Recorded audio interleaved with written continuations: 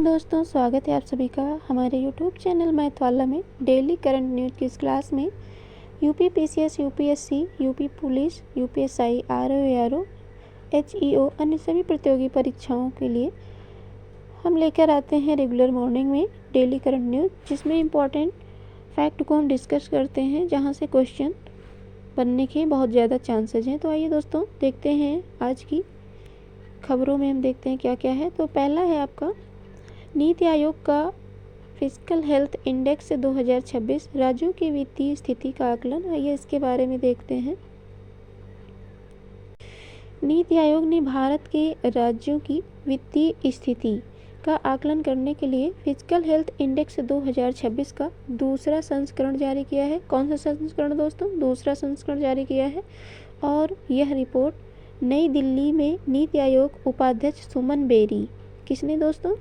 सुमन berry और मुख्य कार्यकारी अधिकारी निधि छिब्बर द्वारा जारी की गई। यह सूचकांक एक डेटा आधारित ढांचा प्रदान करता है, जिसका उद्देश्य है राज्यों की वित्तीय मजबूती का मूल्यांकन करना, पारदर्शिता को बढ़ावा देना और साक्ष्य आधारित वित्तीय नीतियों के निर्माण में सहायता करना है। आगे देखते हैं फिजिकल इंडेक्स का उद्देश्य क्या है।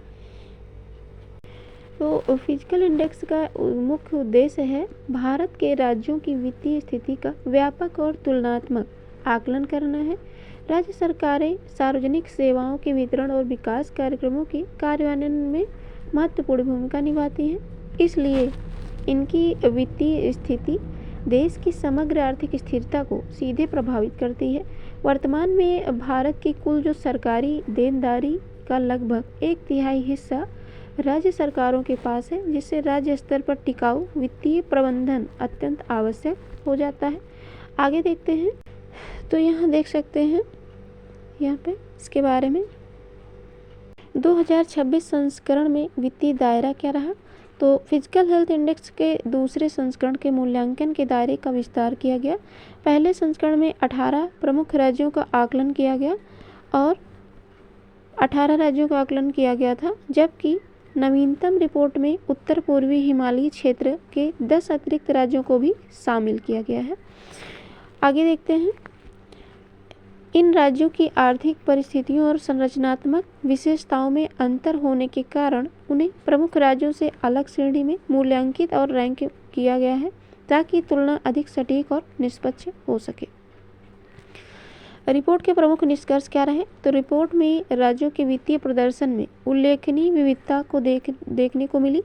18 प्रमुख राज्यों में से कई राज्यों के फिजिकल हेल्थ और स्कोर वर्ष 2023-24 से पिछले वर्ष की तुलना में कुछ कम रहे, जो बदलते वित्तीय दावों को दर्शाते हैं।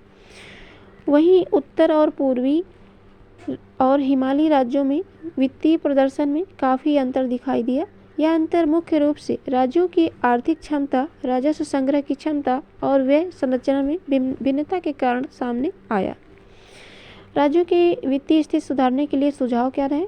तो फिजिकल हेल्थ इंडेक्स 2026 में राज्यों की वित्तीय स्थिरता को मजबूत बनाने के लिए कई नीतिगत सुझाव भी दिए गए। इनमें राज्यों की राजस्व संग्रह क्षमता को बढ़ाना, कर आधार को मजबूत करना और अनिवार्य खर्चों की संतुलित करना शामिल है। रिपोर्ट में पूंजीगत व्यय की गुणवत्ता सुधारने और मध्यम अवधि की वित्तीय योजना को अपनाने पर भी जोर दिया गया।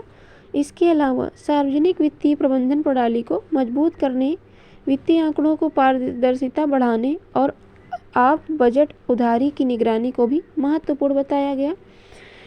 इन उपायों के माध्यम से दीर्घकालिक वित्तीय स्थिरता सुनिश्चित की जा सकती है और भारत के विकास लक्ष्यों को बेहतर तरीके से समर्थन मिल सकता है।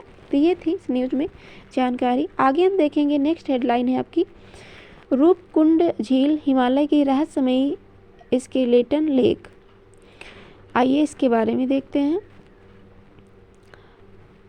उत्तराखंड के हिमालयी क्षेत्र में स्थित रूपकुंड झील भारत के सबसे रहस्यमयी और रोचक स्थानों में गिनी जाती है। लगभग 5020 मीटर की ऊंचाई पर स्थित यह छोटी हिमनदी झील बर्फ से ढकी ऊंची पर्वत चोटियों और कठिन पहाड़ी भूभाग से घिरी हुई है।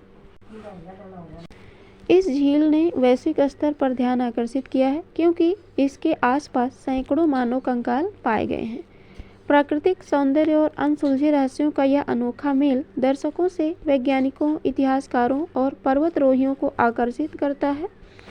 स्थान और हिमालयी प्राकृतिक विशेषताएं क्या हैं, देखते हैं।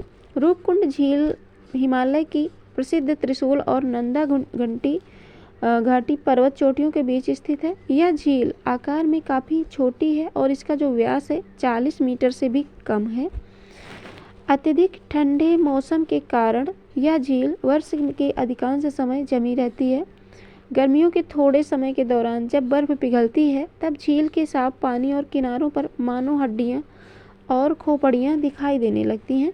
यही असामान्य दृश्य इसे स्केलेटन लेक यानी कंकाल झील के नाम से भी प्रसिद्ध बनाता है। नेक्स्ट न्यूज है, सहकारी क्षेत्र में विश्व की सबसे बड़ी अनाज भंडारण योजना। आइए इसको देखते हैं, इम्पॉर्टेंट है।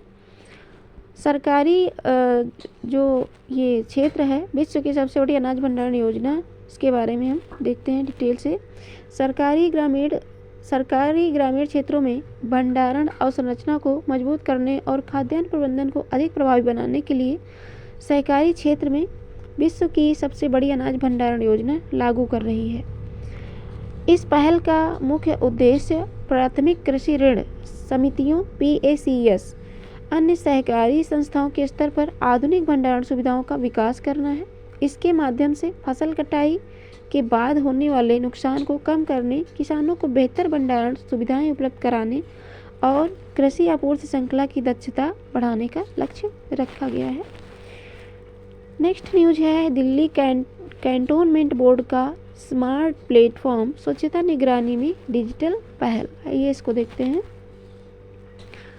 कैंटोनमेंट बोर्ड ने स्वच्छता और नागरिक सेवाओं की निगरानी के अधिक प्रभावी और पारदर्शी बनाने के लिए स्वच्छता monitoring and automated reporting tool smart नामक डिजिटल प्लेटफॉर्म शुरू किया है। इस पहल का उद्देश्य मैनुअल रिपोर्टिंग, डेटा संग्रह में देरी और बिखरी हुई निगरानी प्रणाली जैसी लंबे समय से चली आ रही समस्याओं को दूर करना है। रिपोर्टिंग प्रक्रियाओं को स्वचालित बनाकर और वास्तविक समय पर गतिविधियों की निगरानी करके यह प्लेटफॉर्म सेवा वितरण को मजबूत करने और विभिन्न विभागों की कार्यक्षमता को बढ़ाने का प्रयास करता है। नेक्स्ट है आपका आधार सुरक्षा मजबूत करने के लिए UIDAI का बग बाउंटी कार्यक्रम। ये क्या है, इसको देखते हैं। भारत की विशिष्ट पहचान प्राधिकरण ने आधार पारिस्थितिकी तंत्र की सुरक्षा को और मजबूत बनाने के लिए अपना पहला संरक्षित बग बाउंड्री कार्यक्रम शुरू किया है। इस पहल के तहत साइबर सुरक्षा विशेषज्ञों को UIDAI प्रमुख डिजिटल प्लेटफॉर्म में संभावित कमजोरियों की पहचान करने और उन्हें जिम्मेदारी से रिपोर्ट करने के लिए आमंत्रित किया गया है। जिन प्रतिभागियों द्वारा महत्वपूर्ण सुरक्षा खामियां खोजी जाएंगी उन्हें उनकी गंभीरता के आधार पर पुरस्कार प्रदान किए जाएंगे। इस कार्यक्रम का उद्देश्य तेजी से जटिल होते साइबर वातावरण में आधार से जुड़े डिजिटल ढांचे की सुरक्षा को सुदृढ़ करना है। तो ये थे टॉप करंट न्यूज़ जो परीक्षा की दृष्टि से बहुत ही महत्वपूर्ण है। यहाँ से क्वेश्चन पूछे जाएंगे और जैसा कि आपको पता है कि मॉर्निंग में आपको करंट न्यूज़ की क्लासेस कंटिन्यू मिल रही हैं 7 o'clock पे और इवनिंग में 6 o'clock पे आपको current affairs question plus static GK के क्वेश्चन कराए जाते हैं जो कि डेली आपको मिलती रहेगी। तो आई हो वीडियो आपको पसंद आई होगी, हेल्पफुल लगी होगी। वीडियो पसंद आए तो लाइक करें, चैनल को सब्सक्राइब करें, शेयर करें video. Thanks for watching my video.